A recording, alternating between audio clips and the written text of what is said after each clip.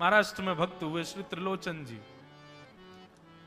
परम संत सेवी, श्री पंडरीनाथ भगवान के चरणों में ही रहते थे।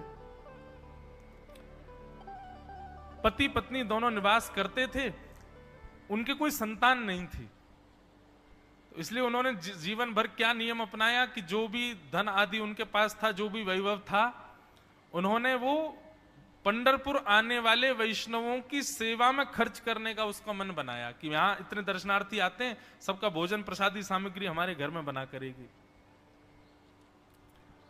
तो श्री त्रिलोचन जी पंढरपुर आने वाले दर्शनार्थियों को घर बुला करके प्रेम से भोजन पवाते थे, और जितने भी दर्शनार्थी दर्शन करके पंढरपुर से जाते थे वो अन्य संतों को कह देते, बोले कहां जा रहे हो? बोले पंढरपुर जा रहे हैं। बोले भैया पंढरपुर जा रहे हो तो त्रिलोचन जी के यहां जाना, उनके यहां भोजन प्रसादी बहुत बढ़िया संतों के अनुकूल बनाते हैं। बड़ी ख्याति हो गई महाराज जी, अब तो जितनी भीड़ पंढरपुर विठल मंदिर में उतनी भीड़ त्रिलोचन जी के घर के बाहर संतों की, दर्शनार्थियों की, सब प्रसाद पाने के लिए जाते। त्रिलोचन जी और उनकी पत्नी बड़े प्रसन्न कि इतनी संतों की सेवा हम कर पा रहे हैं, ये हमारा सौभाग्य है। धीरे धीरे दोनों वृद्ध अवस्था को प्राप्त हो गए। दोनों वृद्ध हो गए तो अब इतनी सामग्री बना नहीं पाते, कोई सेवक नहीं था, स्वयं बनाते थे पति पत्नी मिलकर के। अब तो ऐसा हो जाता, कभी कभी दाल लग जाती, जल जाती, रोटियां सेकते तो रोटियां जल जाती।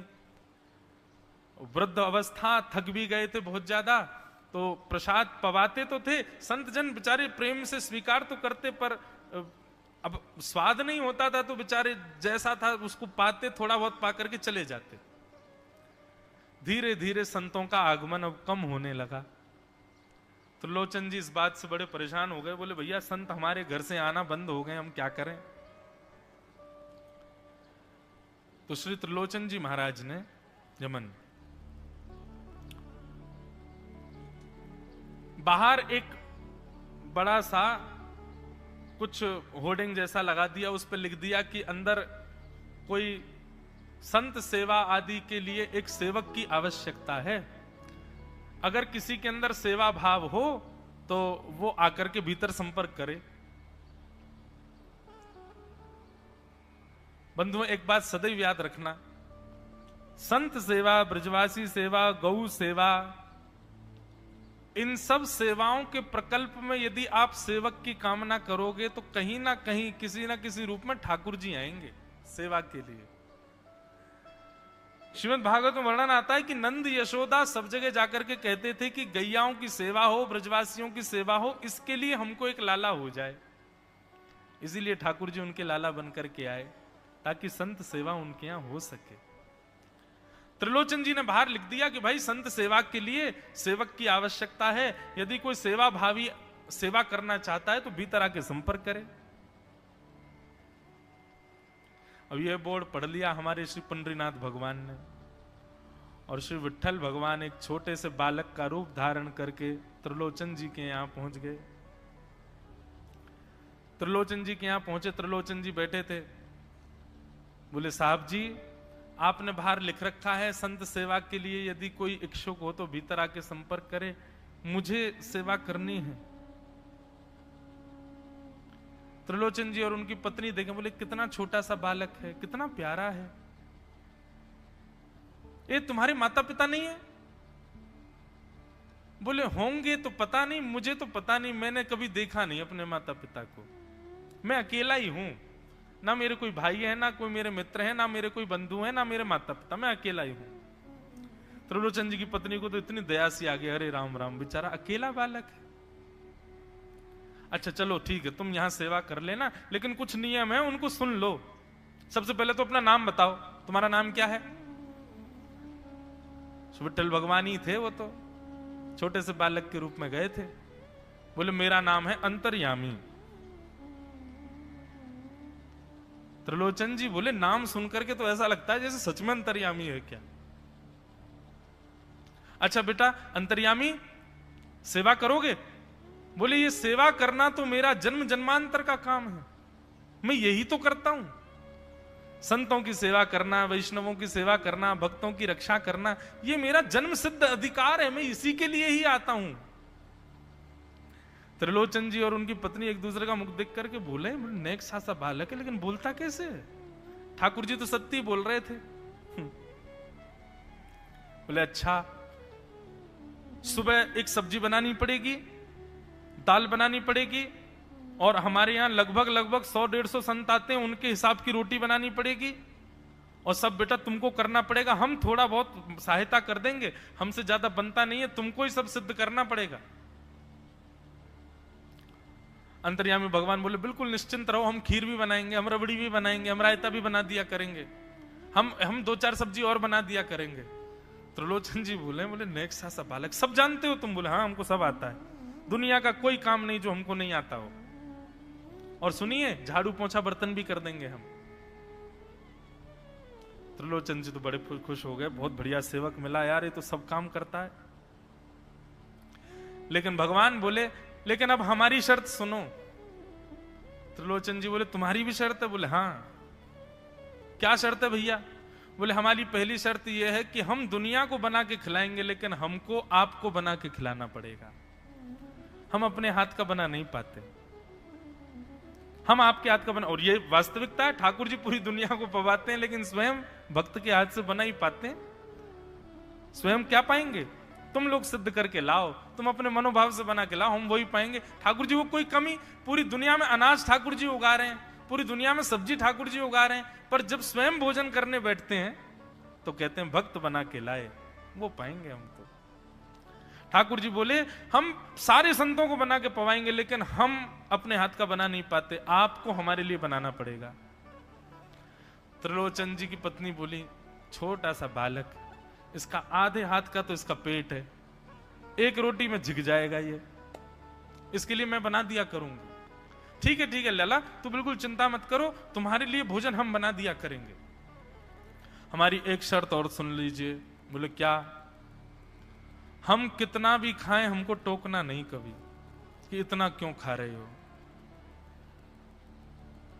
त्रिलोचन जी बोले भैया हम क्यों टोकेंगे, तुम बढ़िया 2-3 रोटी खा लिया करना।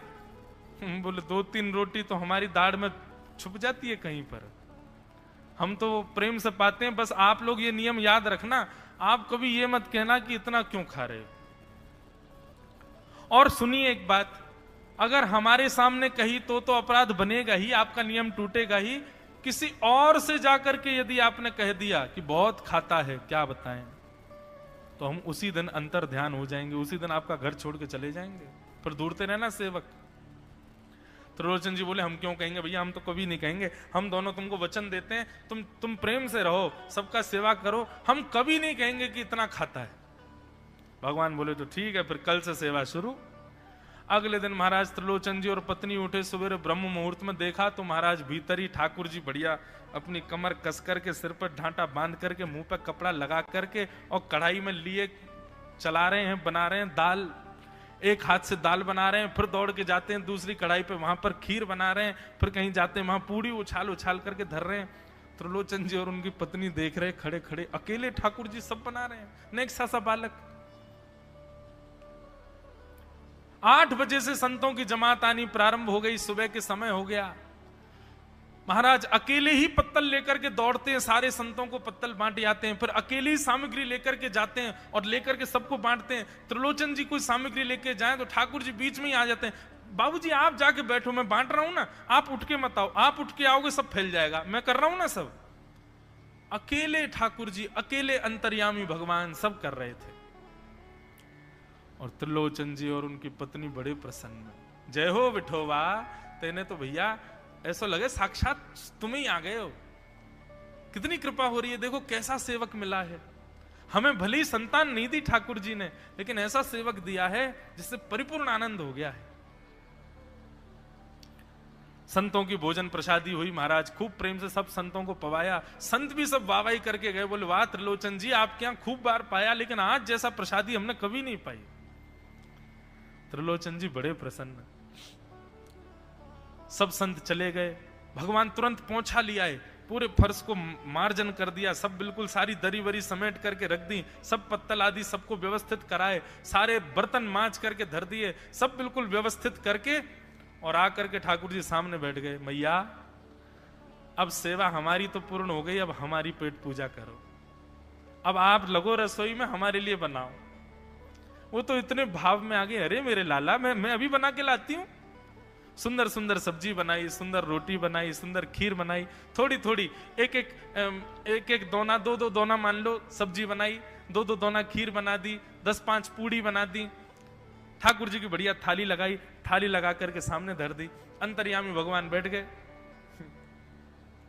प्रेम से पाने लगे, पाते जाए महाराज, वो तो खाते जाए, खीर उठा करके पी जाए, सब्जी उठा के पी जाए, और लाओ मैया भूख लगी है, जल्दी लाओ।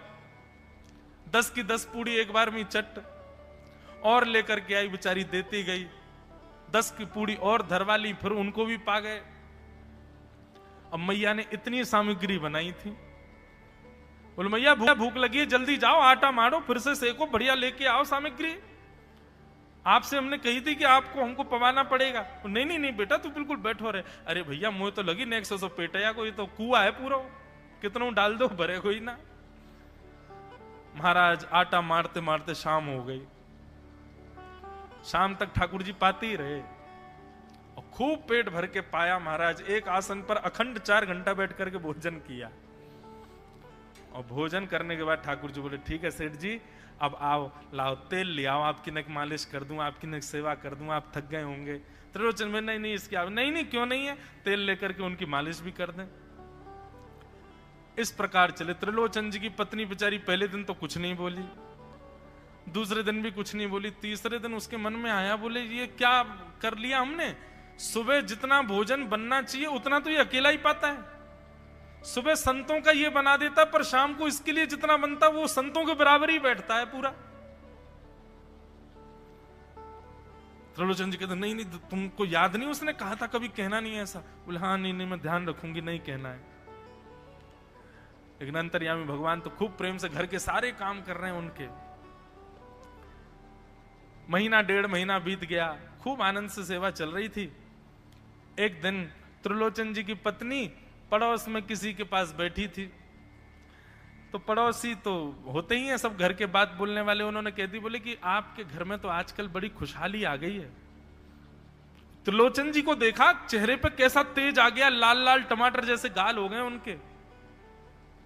बोले अरे वो आया है ना अंतर्यामी सेवक हमारा, बहुत सेवा करता है, प्रसादी वगैरह सब वही बनाता है, फिर मालिश करता है उनकी, बढ़िया बढ़िया उनके लिए जूस निकालता है, बढ़िया उनको सब भोजन पानी पवाता है, इसलिए इस वजह से त्रिलोचन जी बढ़िया। वो त्रिलोचन जी तो बढ़िया हो गए, तुम सूख गई हो, तुम इतनी पतली दुबली क्यों हो गई,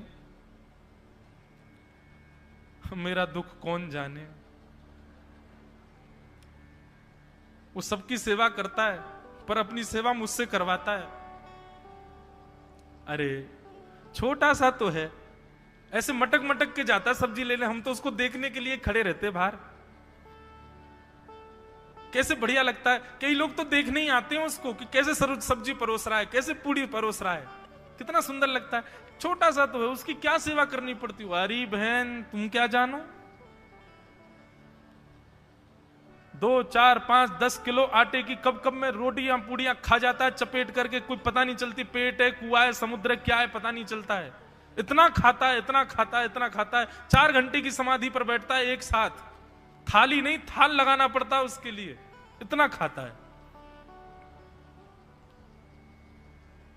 जैसे ही कहा इतना खाता है, ठाकुर जी अंतर ध्यान हो गए। शाम का समय, त्रिलोचन जी रोज शाम होते ही बैठते थे, थोड़ी देर कुछ चर्चा आदि करते थे भक्तों की। त्रिलोचन जी ने बुलाया, अंतर्यामी, ओ बेटा अंतर्यामी कहां हो, जल्दी आओ, चलो शाम हो गई है, थोड़ी देर बैठे कुछ सत्संग करें कीर्तन करें। अंतर्यामी नहीं आए, पूरे घर में खोज लिया ठाकुर जी नहीं मिले, रसोई घर में खोज लिया ठाकुर जी नहीं मिले, पड़ोसियों से पूछ लिया नहीं मिले, सब्जी मंडी देख आए ठाकुर जी नहीं मिले, पूरा पंढरपुर देख लिया लेकिन ठाकुर जी नहीं मिले, सब जगह खोज लिया ठाकुर जी नहीं मिले। त्रिलोचन जी बड़े उदास हो गए, पत्नी से कहने लगे पता नहीं कहां चला गया। कहां गया होगा पता नहीं। देवी तुमने उससे ये तो नहीं कह दिया था कि इतना क्यों खाते? बोले नहीं नहीं, मैं तो कान पकड़ती हूं, मैं कभी नहीं कहती उससे। बोले किसी और से तो नहीं कहा था ना तुमने, क्योंकि उसने वचन दिया था ऐसा कहोगे तो मैं चला जाऊंगा।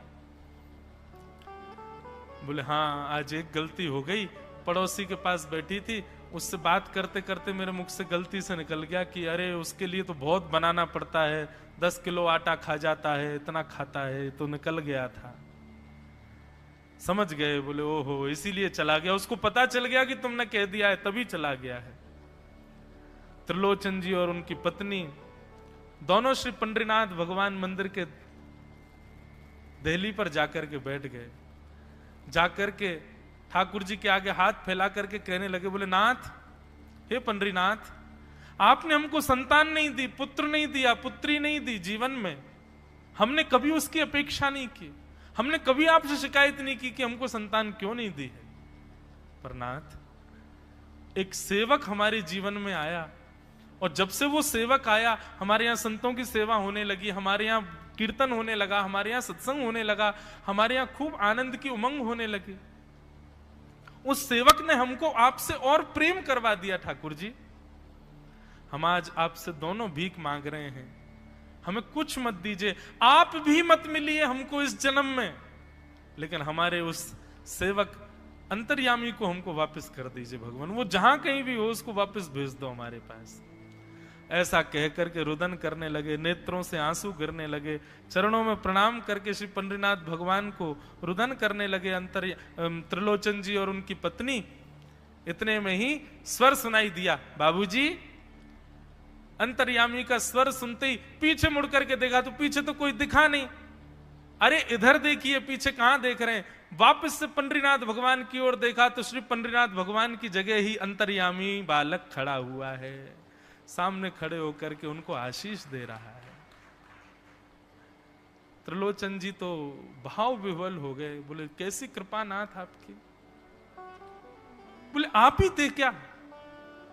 बोले तो इतनी अच्छी संत सेवा, इतनी अच्छी खीर, इतनी अच्छी पूड़ी, इतनी अच्छी सब्जी, और आपकी जो सेवा, और इतने अच्छे अच्छे सत्संग कीर्तन, ये मेरे अलावा कौन कर सकता है? संतों की सेवा तो मैं ही करता हूं ना। आपने संत सेवा के लिए सेवक मांगा था, इसलिए मैं ही आपके यहां चल करके आ गया।